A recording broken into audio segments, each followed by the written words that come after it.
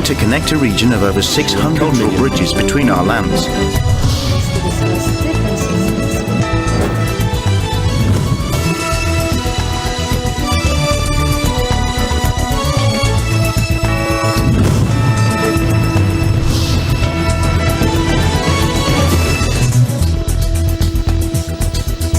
Good evening, I'm Alma Angeles, and you're watching ASEAN in Focus on tonight's headlines. In a significant milestone for his administration, President Marcos officially signed into law the bill establishing the Maharlika Investment Fund. The signing ceremony took place at the Kalayaan Hall in Malacanang. Sweltering temperatures and wildfires continue to wreak havoc across the globe, resulting in the evacuation of 1,200 children near a Greek seaside resort. The agreement that allowed Ukraine to safely export grain through the Black Sea has officially expired after Russia withdrew from the deal, and world leaders warned that it'll have a devastating impact on global food security. During the ASEAN Post-Ministerial Conference with the European Union held on Thursday, Foreign Secretary of the Philippines, Enrique Manalo, emphasized the need to bolster ASEAN-EU relations in the coming years.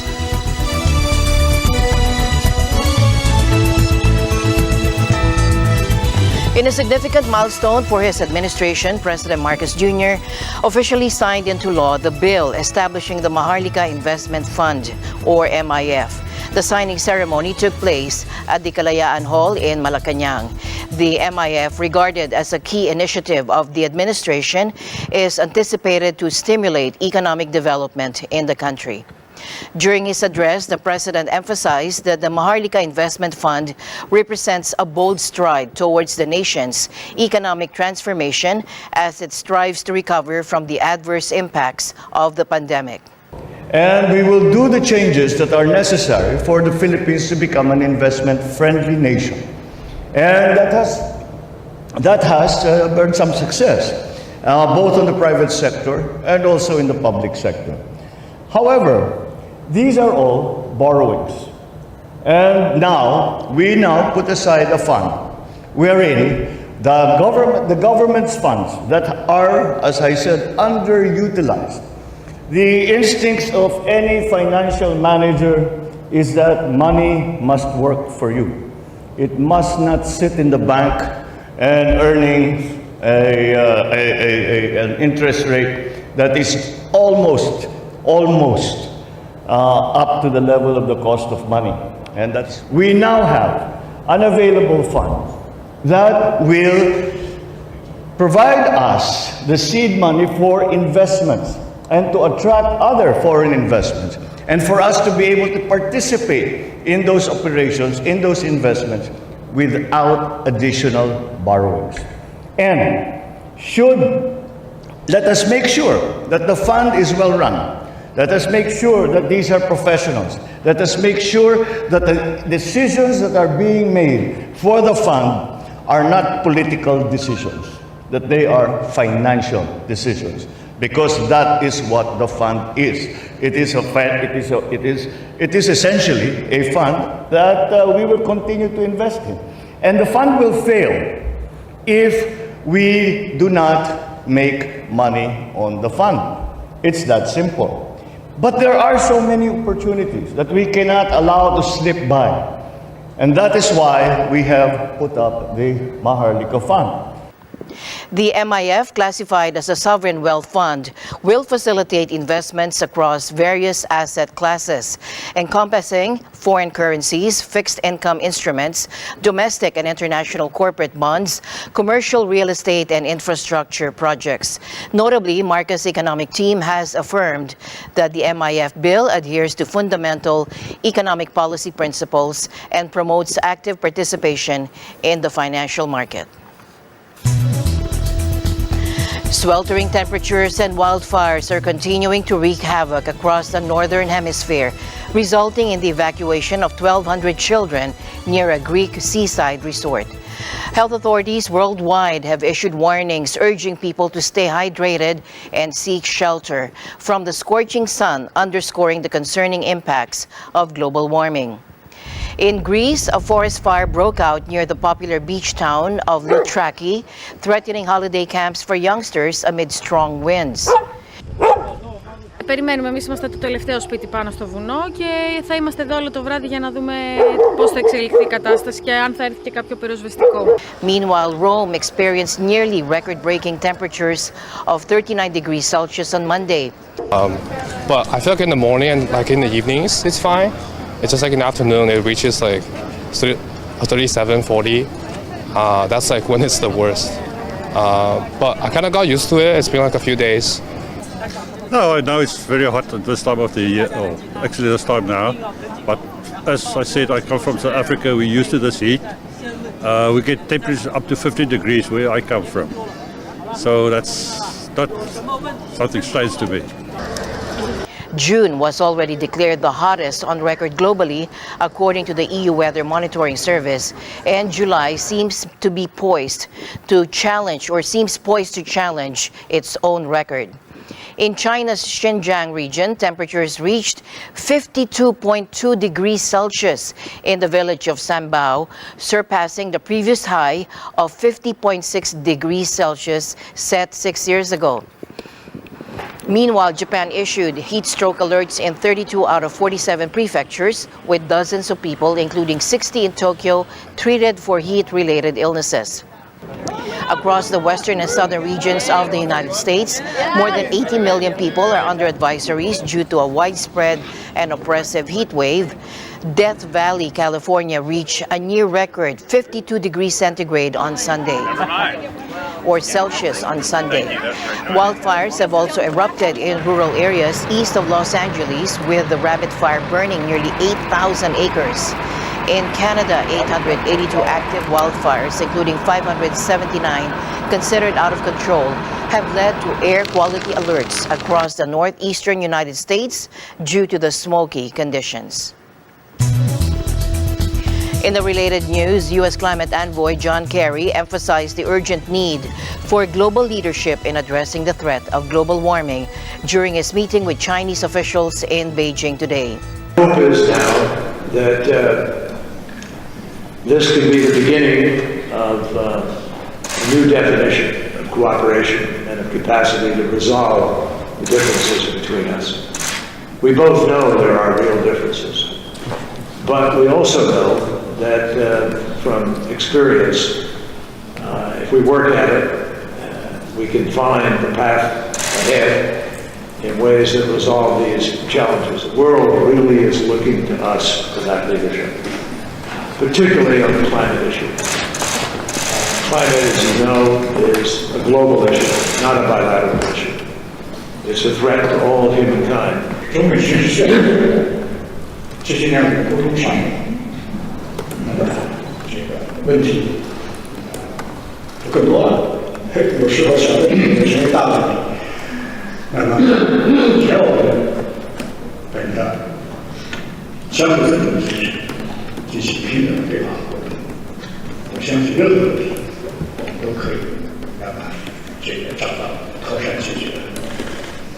Mr. Kerry expressed hope for a new definition of cooperation and the capacity to resolve differences, acknowledging the existence of real challenges. Now, the agreement that allowed Ukraine to safely export grain through the Black Sea has officially expired after Russia withdrew from the deal. The move has been condemned by world leaders who warned that it'll have a devastating impact on global food security. I deeply regret the decision by the Russian Federation to terminate the implementation of the Black Sea Initiative, including the withdrawal of Russian security guarantees for navigation in the northwestern part of the Black Sea.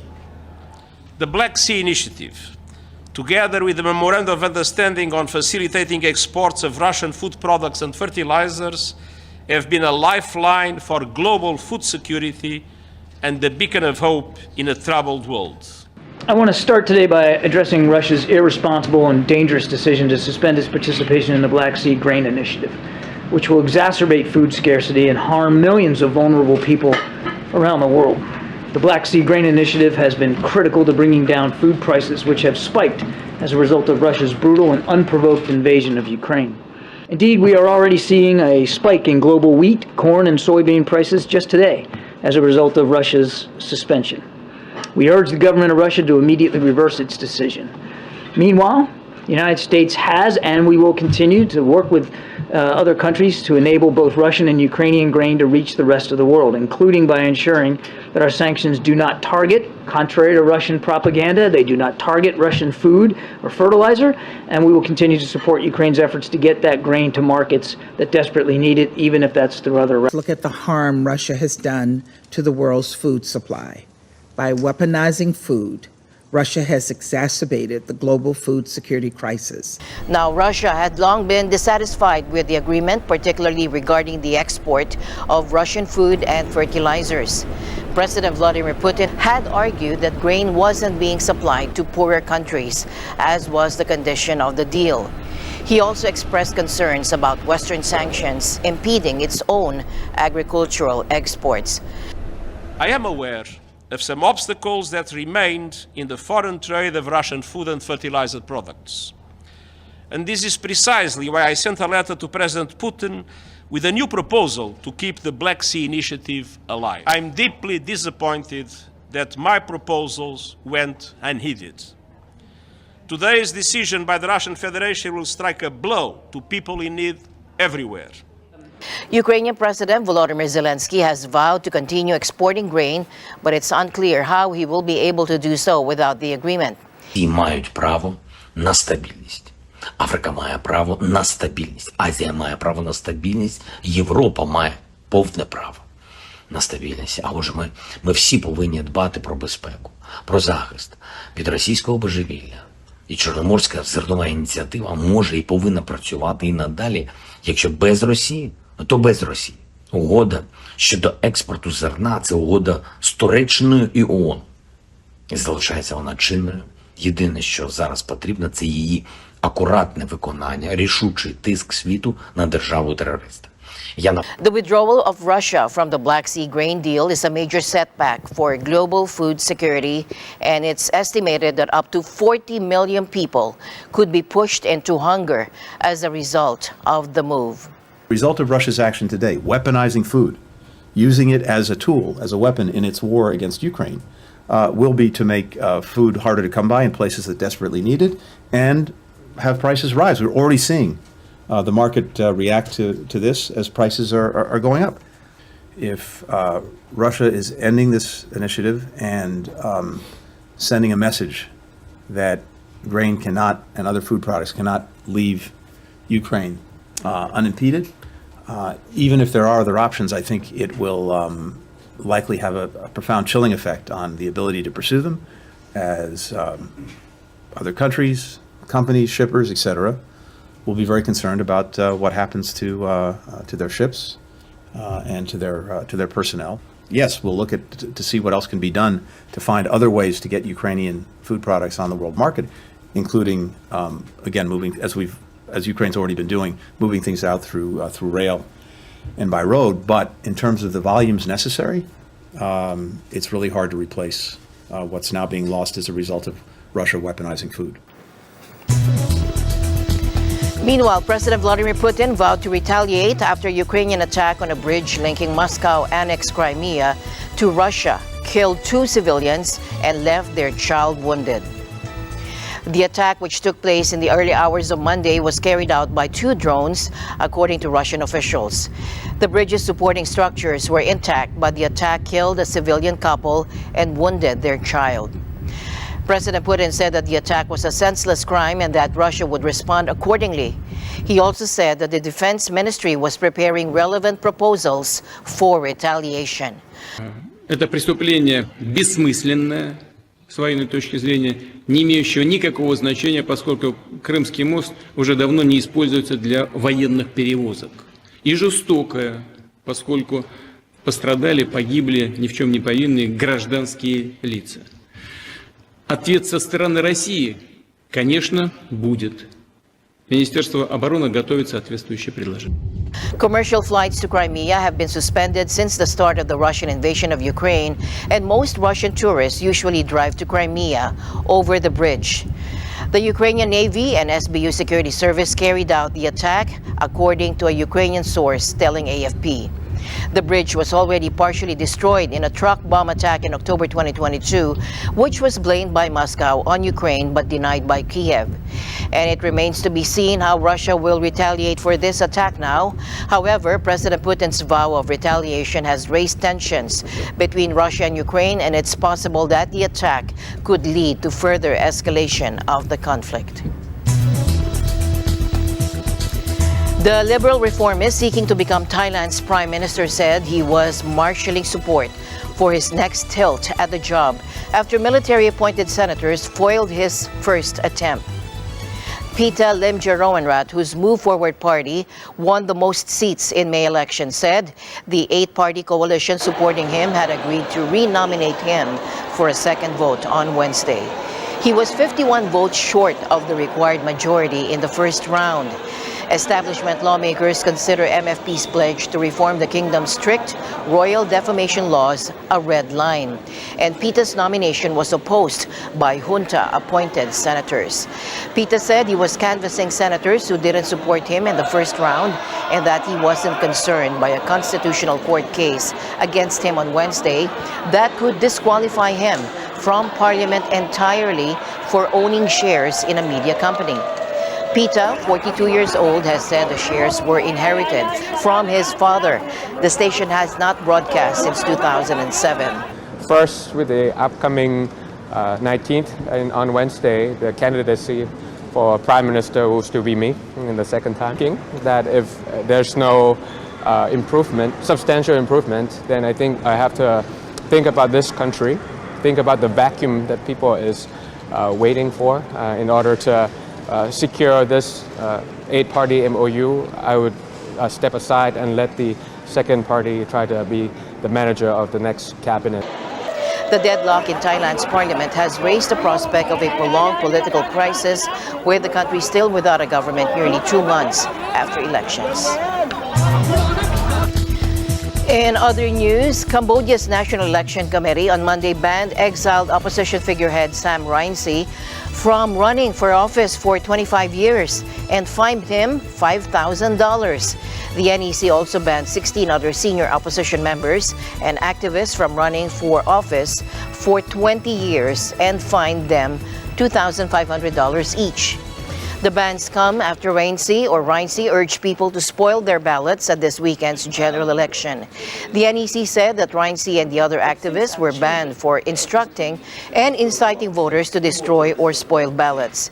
The bans are the latest in a series of moves by the Cambodian government to stifle dissent ahead of the election.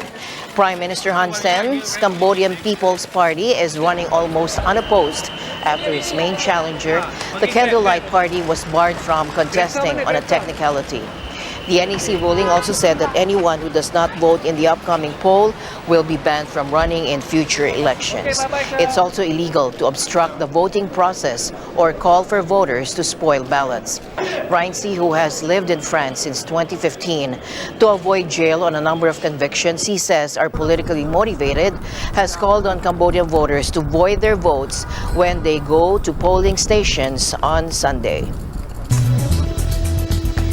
During the ASEAN Post-Ministerial Conference with the European Union held on Thursday, Foreign Secretary of the Philippines, Enrique Manalo, emphasized the need to bolster ASEAN-EU relations in the coming years.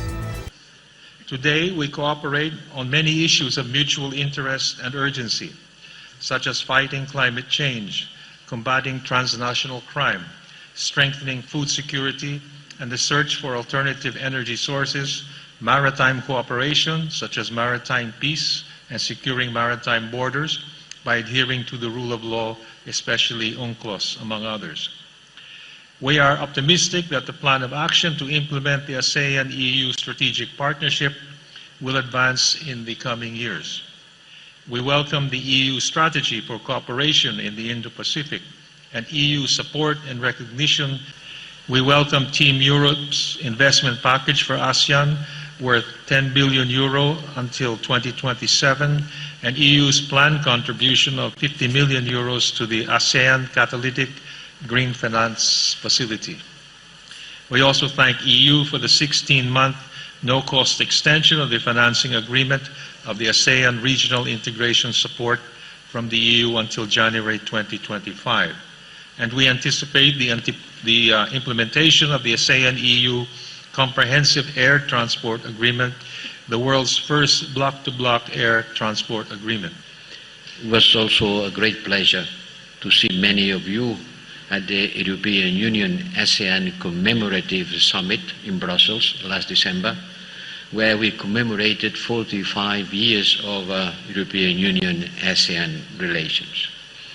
That meeting cemented my impression of a growing political momentum in our strategic partnership, with a sense of this being mutually beneficial. Mutually beneficial, working on the values of multilateralism and rule of law that bind us together. We are the most advanced regional integration organization in the world, the European Union and ASEAN. And that's why we understand each other at a deeper level. And we both know how challenging it is to turn the vision of a regional community at the political level. In tonight's other news, British Prime Minister Rishi Sunak made a decisive move to bring an end to the prolonged public sector strikes. His proposal involves offering significant pay raises of 6% and above to teachers, doctors, and other workers. However, the Prime Minister cautioned that this endeavor would come at a considerable cost. Confirmed today that we are accepting the headline recommendations of the pay review bodies in full. But we will not fund them by borrowing more or increasing your taxes. It would not be right to increase taxes on everyone to pay some people more, particularly when household budgets are so tight. Neither would it be right to pay for them by higher borrowing, because higher borrowing simply makes inflation worse. Instead, because we only have a fixed pot of money to spend from, that means government departments have had to find savings and efficiencies elsewhere in order to prioritise paying public sector workers more. Here's Lance Valdos for more. Hospital doctors in England on Thursday, the 13th of July, staged the biggest walkout in the history of the UK state-funded National Health Service, or NHS, prompting fears for patient safety. The unprecedented 5-day stoppage over pay and staff retention is the latest in 8 months of industrial action across the NHS, which is already reeling from a vast pandemic backlog. Unfortunately, we're back here again with junior doctors on a 5-day strike, which we think is the longest industrial action in the history of the NHS. Since the last round of strike action in June, the Prime Minister or the Health Secretary haven't spoken to the BMA whatsoever, haven't responded to the letters, haven't responded to calls for reopening negotiations, and that's why we're here again. Because of this, nearly 7,000 doctors requested documents for an overseas job application last year, which is a record high. So the government have offered us 5% after 2 consecutive strike action. This is not enough. They seem to be applying a blanket 5% approach to all public sector workers. What they're doing is not valuing junior doctors, and what that leads to is doctors leaving the country, going abroad, Australia, New Zealand, Canada, and actually it's the public that loses out. They're the ones that won't have a healthcare system. The government, they may use private healthcare, but the ordinary citizen in the UK uses the NHS, relies on the NHS.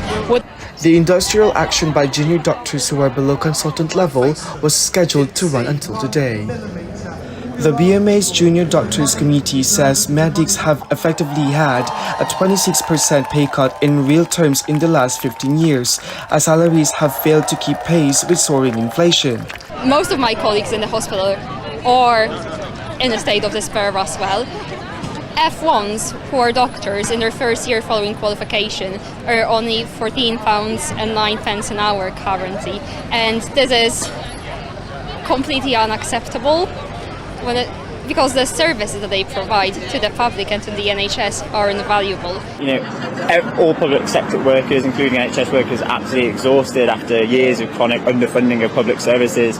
You know, junior doctors have to face the pressures that the NHS are under every single day. You know, the waiting lists for elective procedures are nearly topping up to 7.5 million people. You know, this is completely unacceptable, and the government needs to address this ongoing issue, both in terms of chronic underfunding, but underpaying staff, which is leading to a retention crisis. Similar stoppages in June and April resulted in massive disruption, with hundreds of thousands of hospital appointments and operations being rescheduled. Lilan Soldoz, London Bureau, stay alert, for we live in extraordinary times. The first leg of Oahu's newest mass transit system, which runs from West Oahu to Aloha Stadium, recently opened after more than a decade of construction and setbacks. Our Hawaii Pacific correspondent Alfred Asenas takes a closer look on the Honolulu skyline while also giving us some great views along the way. Alfred. I think it's pretty good. I know people are hyping it up a lot, and hopefully it does alleviate a lot of the traffic issues here. So I'm here at the UH West Oahu station of Honolulu skyline, and each station has these decorative patterns.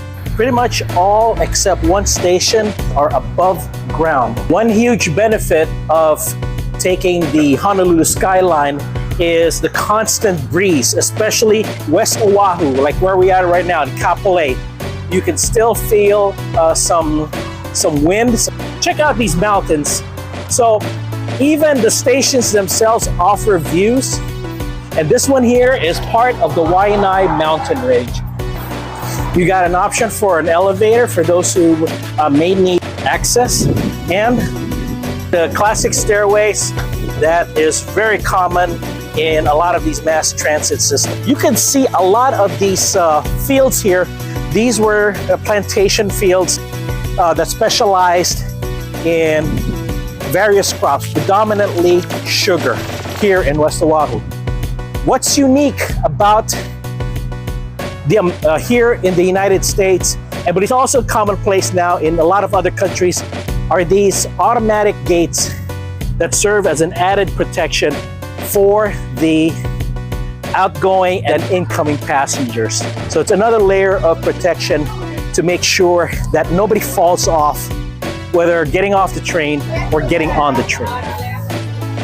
How's it? So we're in the first car still, and behind me is the rest of the first car and 3 other cars that make up the one train that pass by these stations every 10 minutes. I believe it'd be pretty convenient as far as not having to deal with what the freeway is dealing with and avoiding a lot of the traffic. So I feel like it's a lot convenient. So you will see a lot of attractions, a lot of landmarks, familiar places and buildings that we've come to know and appreciate on the street level. Now we get to see it in a more unique level from the rail system. What you're seeing right now is going to be the continuation of the rail system, eventually going towards the airport. And it is still under construction for the most part, but planners and organizers are expecting sometime in 2025 for this part of the line to be open.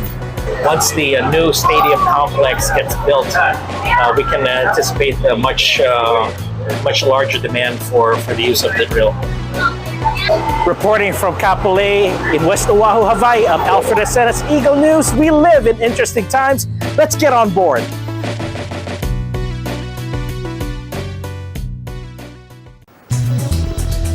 And that's our broadcast for tonight. Thank you for joining us. And before I go, I will leave you with a positive note. Let's encourage and build each other up so that no one is left behind. And that's it for tonight's broadcast of ASEAN in Focus.